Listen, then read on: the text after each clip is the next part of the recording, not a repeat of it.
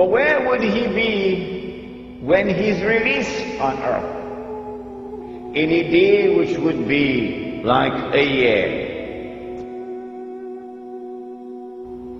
And then this creature spoke and said, I am Jassasa,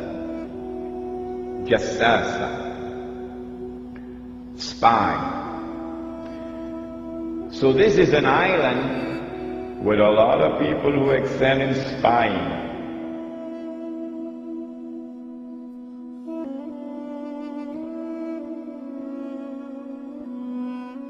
The 11th century Europe was ruled by the Church, which held a firm grip on the hearts and minds of the people.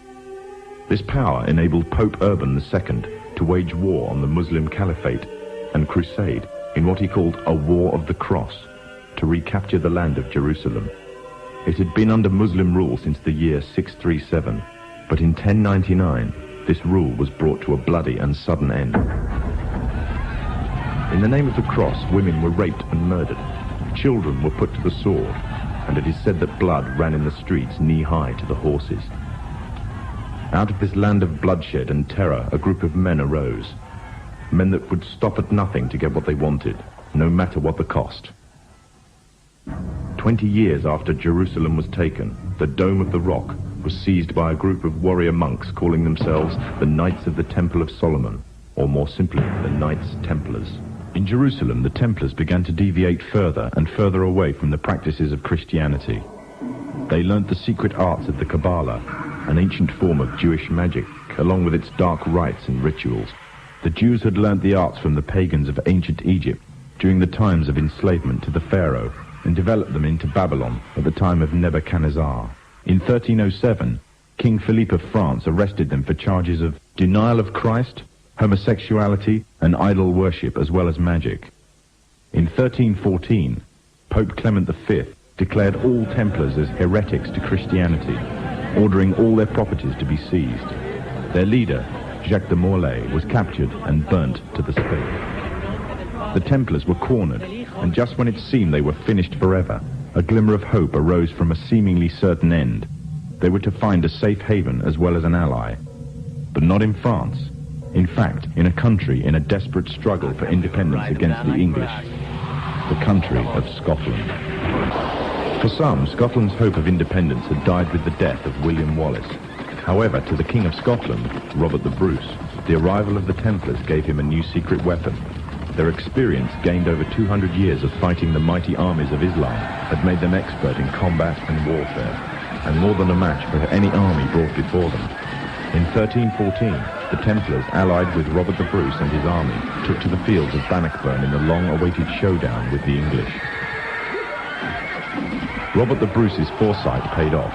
The 25,000-strong English army suffered a humiliating defeat at the hands of only 6,500 men. The dream of an independent Scotland had finally been achieved. The Templars had brought themselves back from the brink of destruction, and never again would they allow themselves to be destroyed. This time, they would control the country by controlling its kings, and in order to preserve their secret order, the Templars would have to die, or more precisely, the name would have to die.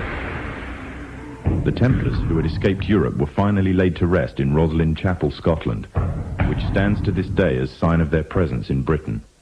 Their descendants became the true power of Scotland. In 1603, the death of Queen Elizabeth I left England without an heir to the throne. By virtue of descent, King James V of Scotland became King of England. In doing so, Scotland and England joined to form a new kingdom, and the power that the Templars held over Scotland spread to give them a firm grip on the whole of Great Britain. For over 100 years, the Templars concealed their activities, fading into the background until they were little known and little remembered. However, they did not cease to keep a firm grip on Britain. All the time they were planning, regrouping, and infiltrating positions of power in all corners of the kingdom. In 1717, the Templars made their reappearance in Europe. They had grown in both number and strength, and were now ready to coin a new identity, free from their reputation of the past, and given credibility by none other than the monarchy and aristocracy of England. And the name they chose for themselves was a name that will be known by many, but understood by a few. This new name, the Freemasons. The answer, of course, is that when he's released on earth, he will be on that island. And from that island, he will launch his mission to liberate the Holy Land, to bring the Jews back to the Holy Land, to reclaim it as their own, to restore a state of Israel in the Holy Land, and get the Jews to believe that this is the holy Israel of David and of Solomon, alayhi salam, and to cause that state of Israel to become the ruling state in the world. Which island is it?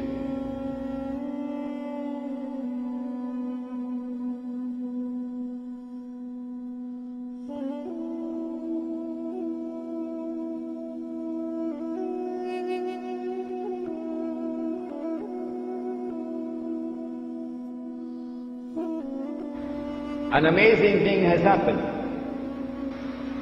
The British government did something which was incredibly strange and mysterious. A Britain which is now the prince of the secular world. The secular world takes religion out of politics. And Britain is the prince of the secular world. Britain issues a declaration known as the Balfour Declaration in November 1917 that it is the intention of His Majesty's government to work for the establishment of a Jewish national home in the Holy Land. Did you hear that? The only thing stranger than that ever occurred in history was the day that the cow jumped over the moon. Why would a secular state, which leads the world of secular states, declare its intention to work for the establishment of a Jewish national home, meaning a Jewish state, in the Holy Land? 2 months later, this was October 1917, in December 1917, it is the British Army, led by General Allenby, which defeats the Ottoman Islamic Army and liberates the Holy Land. And when Allenby entered into Jerusalem, the British general declared, "Today, the Crusades are over." Oh, but the Crusades were supposed to have been Christian wars.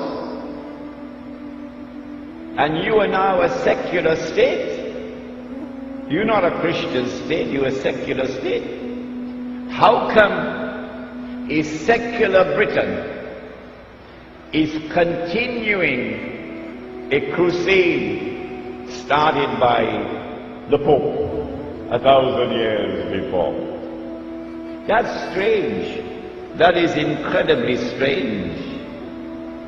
Between 1918 and 1948, it is the island of Britain which ruled over the Holy Land on a mandate conferred by the League of Nations. And during that period of time, with tremendous deception, while pretending to keep the Jews out, Britain opened the doors for the Jews of Europe to enter into the Holy Land. and to reclaim it as their own.